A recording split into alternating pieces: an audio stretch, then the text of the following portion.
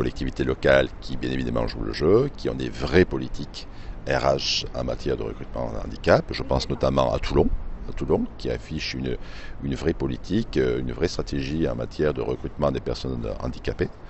Et puis, bien évidemment, il y a quelques collectivités qui jouent le jeu, qui travaillent sur ce champ-là, mais malheureusement, pas toutes. Ces collectivités, justement, ignorent que le FIP peut apporter des contributions financières pour aménager le poste de travail. Et justement, il y a un collaborateur qui est là pour rencontrer les collectivités territoriales, pour rencontrer les services de l'État, pour rencontrer la fonction publique hospitalière, pour promouvoir justement les aides du fonds auxquelles elles ont droit. C'est toute la pédagogie qu'on essaie de mener, c'est de dire aujourd'hui ce n'est pas une pénalité, c'est une contribution, et la contribution que vous allez payer, vous allez pouvoir la récupérer sous forme de subvention à la condition de recruter un collaborateur pour aménager le poste de travail, pour payer de l'apprentissage. L'apprentissage, c'est un formidable effet de levier pour la collectivité locale, c'est permettre à un jeune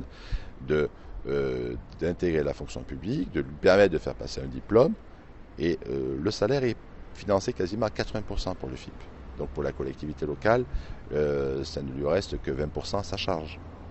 Vous voyez, ça évolue lentement. Vous savez, c'est comme les logements sociaux, c'est permettre aux maires de dire il faut faire des logements sociaux pour construire, pour loger les actifs. Et aujourd'hui, on a du mal aussi avec les logements sociaux. Donc, et puis comme les logements sociaux, ça permet aussi de loger aussi les personnes présentant un handicap. Donc c'est très important, surtout dans notre région.